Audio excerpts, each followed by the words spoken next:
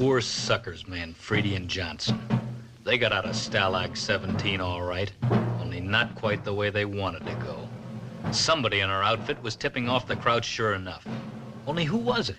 The Animal? Or Harry? Or Hoffy? Or Price? Or Blondie? Or Goofy Joey? Or Duke? It sure wasn't me. Maybe it was Sefton.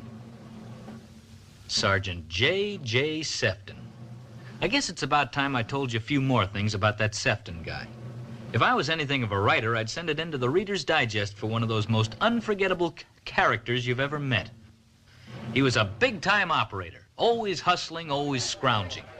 Take, for instance, the horse races. Every Saturday and Sunday, he'd put on horse races. He was the sole owner and operator of the Stalag 17 Turf Club. He was the presiding steward, the chief handicapper, the starter, the judge, the breeder, and his own bookie. He was the whole works. Hey, what's up, movie gang? Welcome back to Lights, Camera, Classics. If you don't know, I'm the movie man, Gary. Today, we're diving into the world of classic Hollywood with one of its most iconic stars, William Holden. If you've ever watched Sunset Boulevard, The Wild Bunch, or Stalag 17, you know that Holden was a legend on screen. Smooth, charismatic, and always bringing that understated depth to his roles. But how did this guy with his laid-back and intense vibe become one of Hollywood's biggest stars? Let's take a trip through his career and spotlight some of his most memorable performances.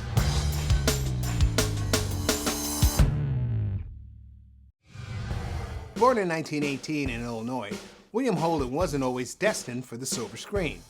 Dude started out studying economics at UCLA, but fate, or maybe just Hollywood's irresistible charm, pulled him into acting.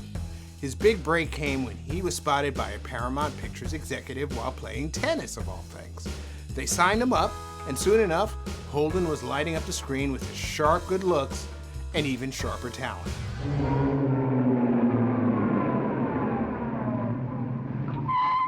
Taxi, miss. Cheapest rates in Glencoe. Well, hello, how are you? Well, I'm fine. How are you? And I might add, who are you? Who am I? Am I supposed to know? Come to think of it, no, you're not supposed to know. Are you stranded? My father was supposed to pick me up, but something must have happened. Whoever your father is and whatever happened, I'll be eternally grateful. That is, if I can give you a lift. You certainly can. You can drive me home. Good. I'll get your bags. Where do you live? Doris Lane. Doris Lane? Say, that's where I live. Really? Sure. We must be neighbors. And if there's one thing I believe in, it's love thy neighbor. Oh, so do I. Now let's rewind a bit to one of Holden's earliest roles that really helped him establish himself, Sabrina. Released in 1954, directed by Billy Wilder, as some of y'all know, he's probably my favorite director. This film saw Holden take on the role of Linus Larrabee, the more serious business-minded brother of the charming David Larrabee, played by my boy Humphrey Bogart. While Bogey was the obvious cool guy, Holden's Linus was the perfect balance of smarts and hidden vulnerability. Well, what's so funny? You want to die an old maid? Well, I was just thinking that if I were ever to get married, I'd have to take a dictaphone, 2 secretaries, and 4 corporation counselors along on the honeymoon. I'd be unfaithful to my wife every night of my married life, with vice presidents, boards of directors, slide rule accountants. This is my home. No wife would ever understand it. Well, neither can I. You've got all the money in the world. But what's money got to do with it? If making money were all there was to business, it's hard to be worthwhile going to the office. Money is a byproduct. Well, what's the main objective? Power? Ah, that's become a dirty word. Well, then what's the urge? You're going into plastics now. What will that prove? Prove? Nothing much. A new product has been found, something of use to the world. So a new industry moves into an undeveloped area. Factories go up, machines are brought in, a harbor is dug, and you're in business. It's purely coincidental, of course, that people who never saw a dime before suddenly have $1. And barefooted kids wear shoes and have their teeth fixed and their faces washed. What's wrong with the kind of an urge that gives people libraries, hospitals, baseball diamonds, and movies on a Saturday night? Mr. Carter, will you send in the secretaries? Yes, Mr. Larrabee. Now you make me feel like a heel. It's a bit of a romantic comedy, definitely a chick flick. But Holden adds that classic dashing yet conflicted energy. The chemistry between him and Audrey Hepburn is undeniable. and you totally buy into his transformation from stuffy businessman to someone who finally lets his guard down for love. Now, if Sabrina was about charm, then Sunset Boulevard, released in 1950, was about the dark side of Hollywood. This time, Holden plays Joe Gillis, a screenwriter whose life gets tangled up with Gloria Swanson's Norma Desmond, a faded silent film star. This movie, pure noir magic. It's the epitome of Hollywood's obsession with fame, and Holden does such a killer job of playing this disillusioned, almost cynical guy who gets sucked into Desmond's delusion.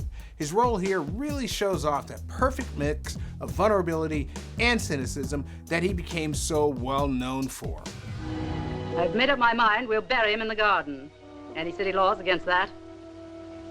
I wouldn't know. I don't care anyway. I want the coffin to be white, and I want it specially lined with satin. White or deep pink. Maybe red, bright flaming red. Let's make it gay.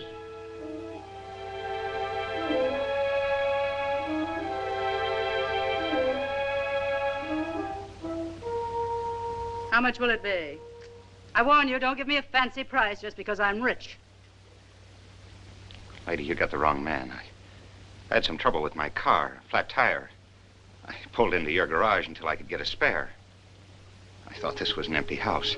It is not. Get out. I'm sorry. And I'm sorry you lost your friend. And I don't think red is the right color. Wait a minute, haven't I seen you before? I know your face. Get out, or shall I call my servant? You're Norma Desmond. Used to be in silent pictures, used to be big. I am big. It's the pictures that got small. Holden's Joe is the guy you sort of feel bad for, but at the same time you totally understand why he's getting sucked into this whole mess. It's a performance full of depth. But let's talk about one of his most unforgettable roles, Stalag 17, released in 1953. This is another Billy Wilder directed flick and top 5 in my all-time list of war movies. If you haven't seen it, you've got to get on it. In this World War II prison camp movie, Holden plays J.J. Sefton, a cynical and sharp-witted American soldier stuck in a German POW camp. Sefton is no hero. He's self-serving, constantly hustling for extra food and privileges. But the twist? He might be the only one who can sniff out a Nazi spy in their midst. Any cigars left, Cookie?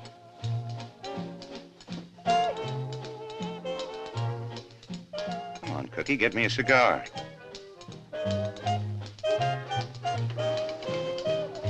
What's the matter? You on their team now? You think I'm the guy? I don't know what to think anymore.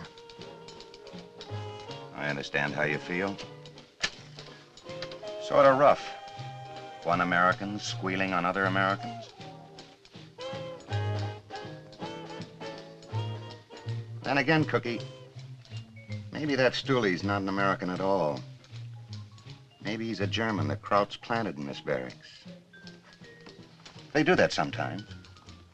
Just put an agent in with us. A trained specialist. Lots of loose information floating around a prison camp. Not just whether somebody's trying to escape. What outfit we were with. Where we were stationed. How our radar operates. Could be, couldn't it? In this barracks? Why not? Just one of the boys. Sharing our bunks, eating our chow. Right in amongst the ones that beat me up. Except he beat hardest. Holden absolutely owns this role. J.J. Sefton is sarcastic, street smart, and pretty much always one step ahead of everyone around him. What makes this character so compelling is that Holden brings this raw edge to him.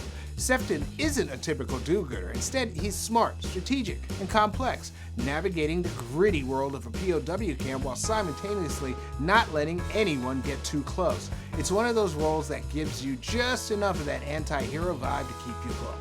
Take that telescope out of here. Says who? Says me. You take it out. Only you're gonna have a riot on your hands. Every time the men get Red Cross packages, you have to think up some angle to rob them. When the Krauts find that gadget, they'll throw us all in the boob. They know about that gadget. I'd worry more about that radio. Maybe they also know about your distillery and the horse races. That's right. Just what makes you and them crowd so buddy-buddy? That's security. Go on, tell him, Price. You got me shadowed every minute of the day. Or haven't you found out yet? Not yet. Answer the question. How do you rate all these privileges? I grease the crowd guards. I give them 10% of the take. And maybe a little something else, Sefton. A little something what? Maybe a little information. Break it off! How much more do we have to take from this crud? There'll be no vigilante stuff. Not while I'm barracks chief.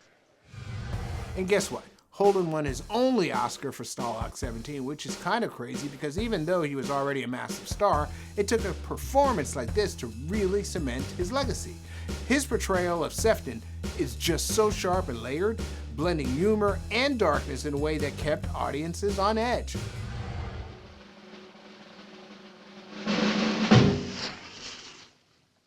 Ach so. Ach so.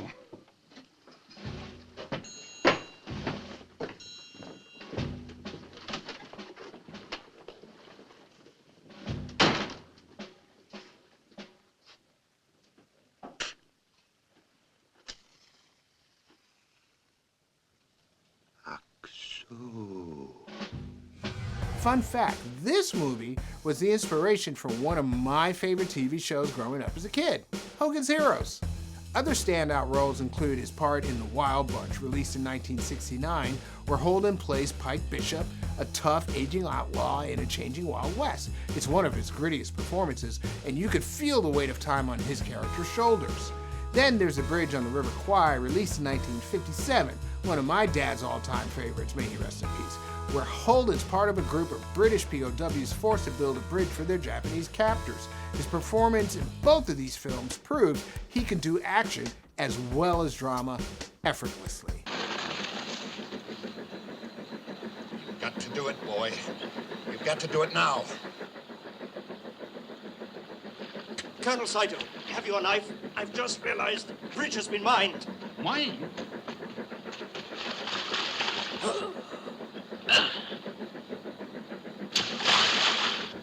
Good boy. By the time he starred in Network, released in 1976, Holden had already established himself as one of the most versatile actors in Hollywood. But in the satirical look at the media, he once again brought that emotional depth. His character, Max Schumacher, is this veteran network exec who's forced to confront the moral decay of the media industry.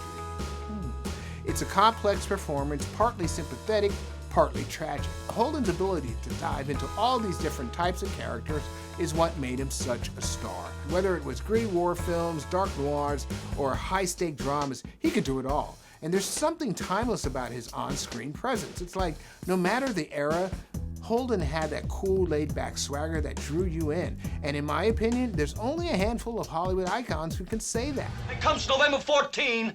I'm going to be standing up there at the annual CCA Management Review meeting, and I'm going to announce projected earnings for this network for the first time in 5 years. And believe me, Mr. Jensen's going to be sitting there rocking back and forth in his little chair, and he's going to say, "That's very good, Frank.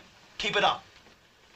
So don't have any illusions about who's running this network from now on. You're fired. I want you out of your office before noon, or I'll have you thrown out.